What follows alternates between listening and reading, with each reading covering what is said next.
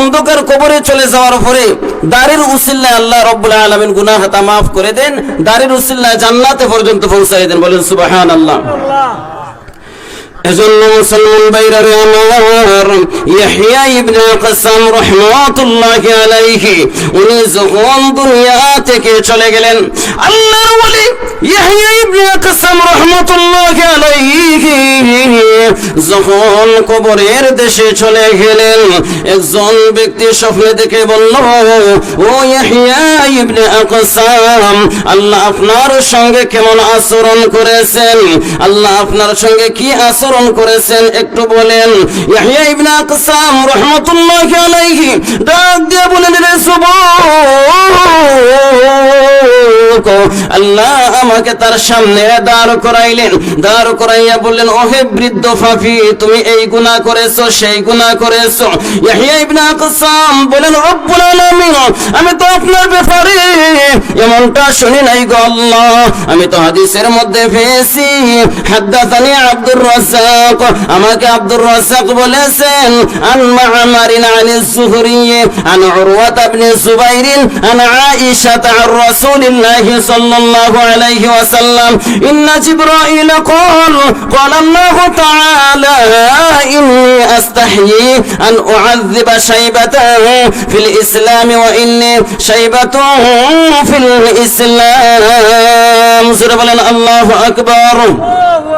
ইয়াহইয়া ইবনে কাসাম বলেন, আমাকে আব্দুর রাজ্জাক বলেছেন, তাকে বলেছেন মা'মার, তাকে বলেছেন উরওয়া ইবনে যুবাইর, তাকে বলেছেন আম্মা আয়েশা সিদ্দিকা রাদিয়াল্লাহু তাআলা আনহা, তাকে বলেছেন মুহাম্মদুর রাসূলুল্লাহ সাল্লাল্লাহু আলাইহি ওয়াসাল্লাম, তাকে বলেছেন জিবরাইল আলাইহিস সালাম। বলেন আল্লাহ রাব্বুল আলামিন নিজে বলেছেন, যারা বৃদ্ধ হইয়া অন্ধকার কবরের মধ্যে চলে আসে, সাদা দাড়িওয়ালা মুরব্বি অন্ধকার কবরে যখন চলে আসে, আল্লাহ বলেন তাদেরকে শাস্তি দিতে, আযাব দিতে লজ্জা বোধ করেন। বলেন সুবহানাল্লাহ।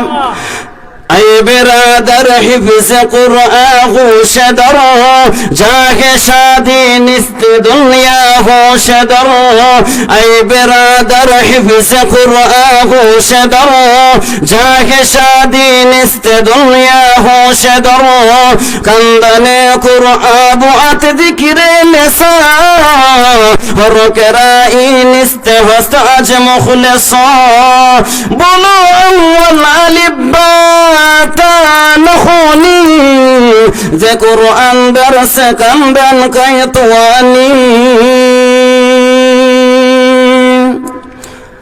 বলেন সুবহানাল্লাহ।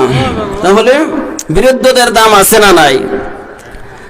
বৃদ্ধরা কি করতে হবে? বৃদ্ধ হয়ে মারা গেলে, যদি সাদা দাড়িওয়ালা বৃদ্ধ যারা দাড়ি নিয়ে যদি অন্ধকার কবরে যায়, অন্ধকার কবরটা দাড়ির উসিলা আলোকিত হয়ে যায়। বলেন সুবহানাল্লাহ। আজকে আমরা দাড়ি খাটিয়া একবারে বুমবাস্টিং বানাইয়া, ওই জন্য অনেকে আছে দাড়ি এমন খাটা খাটে ভাই, চামড়ার সাথে লাগাইয়া দে। সেলুনওয়ালা রে বলে, ও সেলুনওয়ালা ভাই, আমার দাড়ির একবারে বালা টিকে কুড়াল দিয়া খাটিয়া, কুড়াল দিয়া ওই জন্য সাচ্চা একবারে গালের সাথে লাগাইয়া দাও,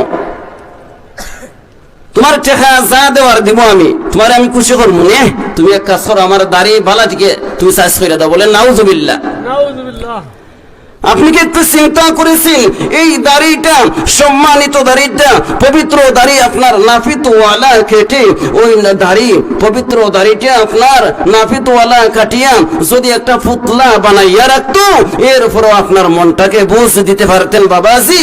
ওই দাড়িটা, পবিত্র দাড়িটা কাটিয়া যদি আপনার একটা সাগরের মধ্যে ফেলে দিত, তার উপরে আপনার মনটাকে বুঝাইতে পারতেন।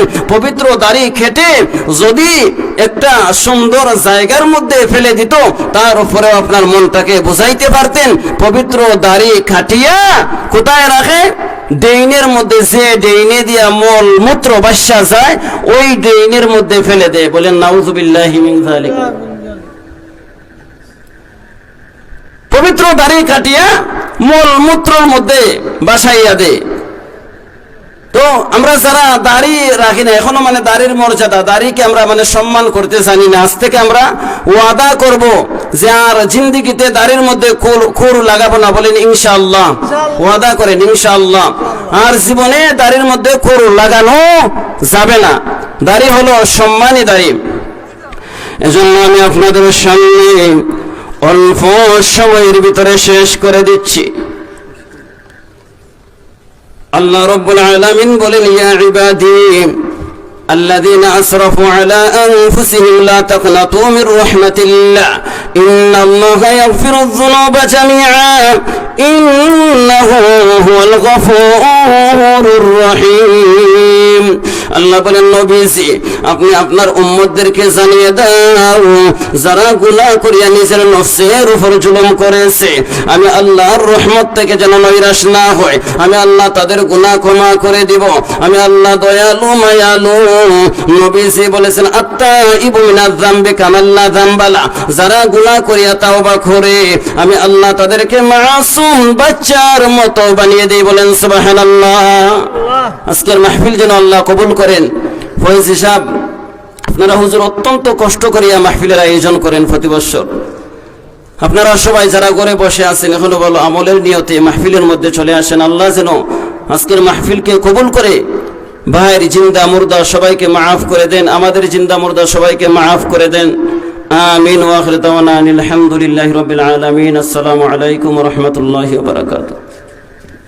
আলহামদুলিল্লাহ, আমরা বিন হাজুল ইসলাম সাহেবের কাছ থেকে তন্ত্র শুনতে পেলাম।